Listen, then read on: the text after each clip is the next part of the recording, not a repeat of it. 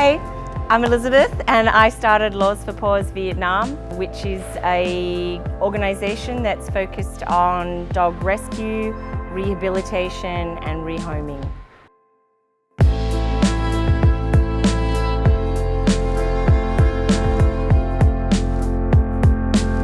My name's Elizabeth and I've been in Vietnam for 13 years now. When I first arrived here, I was really shocked to see the dogs that were living on the street, in what poor condition they were in. They were very, what we call, I guess, mangy. They all had skin conditions, they all had runny eyes, they were mostly limping from where they'd been hit by bikes, that sort of thing. And I guess around 2010 is when I really started to see a difference. And that was when I found out that a Vietnamese vet had returned from studying internationally. Hello. Hang on, and một phút. Hello. He's not good, is he? Yeah. He crying?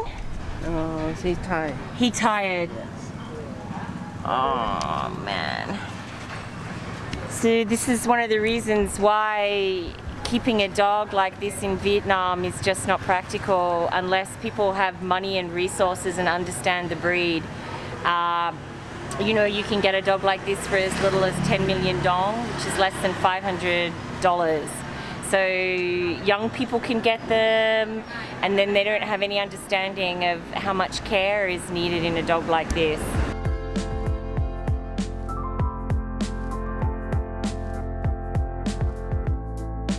So just on initial inspection, he has really bad Demodex, which is caused by a lowered immunity, which is often caused by a lack of proper nutrition. Because, as you know, a husky needs a serious amount of food, and they've probably just been giving him table scraps, which then lowers their immunity and causes them to get Demodex. Oh, it's a puppy. He also looks like he's only a puppy as well, about 6 or 7 months old. So he's really in bad shape. He's a mess.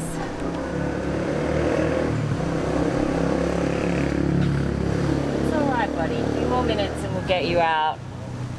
I can feel ticks and scabs everywhere as well. But it's just heartbreaking to see a dog that's this young in this much distress. He weighs about 20 kilo, hai moi ki. He cannot walk.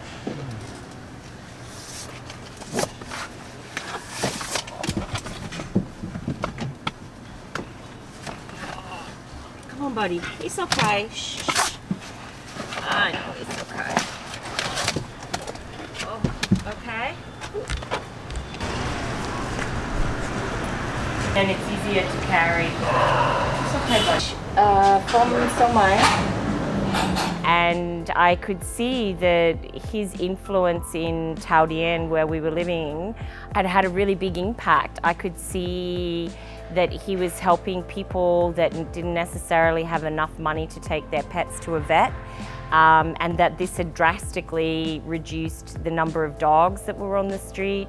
So not only was he helping to treat the dogs, but he was also giving out information to people as well, like why you should spay or neuter your dogs, the health benefits, and also how it would help the community at large. And I started by firstly adopting 2 dogs off him that I still have now, and then I would help him with other rescue dogs and rescue situations.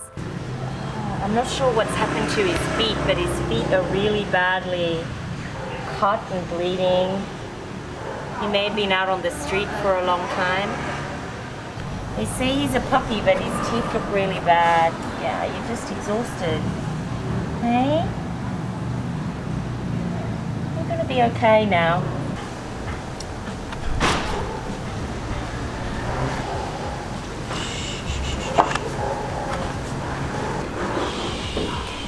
It's okay, Bobby.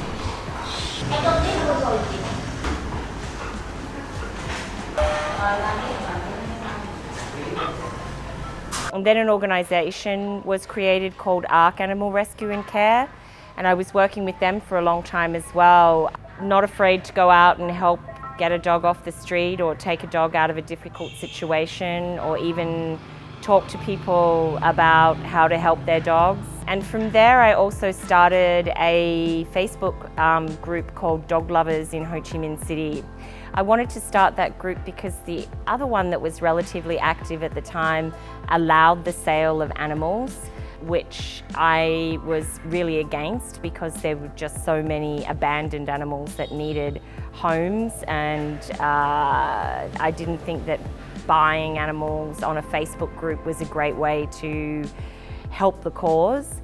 And that's now probably one of the largest and most active English-speaking dog groups in Vietnam, where people ask questions, give out information, help with adoptions. I'm really pretty proud of that group actually. I know, it hurts. That's testing for the distemper. I think E. canis for sure because he's so white. Now we're going to take blood. Check for E. canis and other blood parasites. Hey, your new name Nikong. This is the one I'm talking to you about, Gina and Julie in America. They're going to pay for him and I will help find a new home. Okay. I actually think that he's just exhausted, like from fighting whatever infection is inside him, and looking at the color of his gums and his tongue, which are very pale pink, is a sign of E. canis, which is a blood parasite transmitted by ticks. Definitely going to be a long haul of recovery for him. I know, buddy. It's okay. Let me get you some water. And then ARC became overwhelmed with cats at one stage and decided to stop taking dogs. And that was when I thought I would start my own organisation and specifically work for dogs, because there was already several organisations that were specifically working for cats. That's where Laws for Paws Vietnam came from. And I also wanted it not just be about rescues, but also be about rehabilitation and education.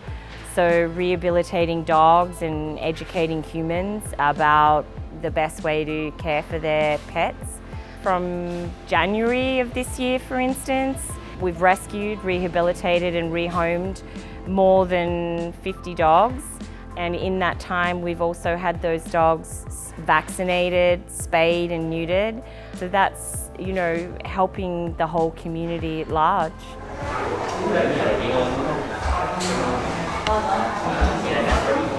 Okay, so he has really severe anemia, which is really low red blood cell count, and he obviously has E. canis. Yeah. So E. canis is a virus transmitted by tick. So he's negative for distemper and negative for parvovirus, which are both deadly viruses that kill 90% of the animals that contract them. But he is positive for E. canis. So now we're going to give him fluids with antibiotics and nutrients as well that will help revive him. Dr. Tien, do you have any idea of his chance of survival? Do you think it's strong? So we need to wait around a few days, and after that we will collect the blood for the red blood cell. We'll check again. Okay. If it's higher, it's okay, and also we will do the skin test. Okay.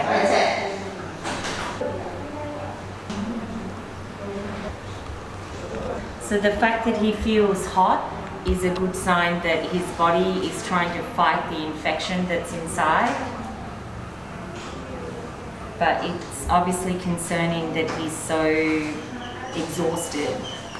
Next steps for us is, at the moment we have a small free space that's part of a veterinary clinic, but we're limited by the number of dogs that we can have there and the number of dogs that we can help. We've just recently started looking for our own shelter space where we can accommodate up to 20 to 30 dogs at any given time. Yeah, we're always evolving. We've definitely got a larger support group now with donations. So the object is to move forward with a larger shelter space, have specific days where people can come to the shelter, bring their pets to be sterilised and properly vaccinated as well, and do that through a donation program for people, pet owners that maybe can't afford to go to a vet clinic.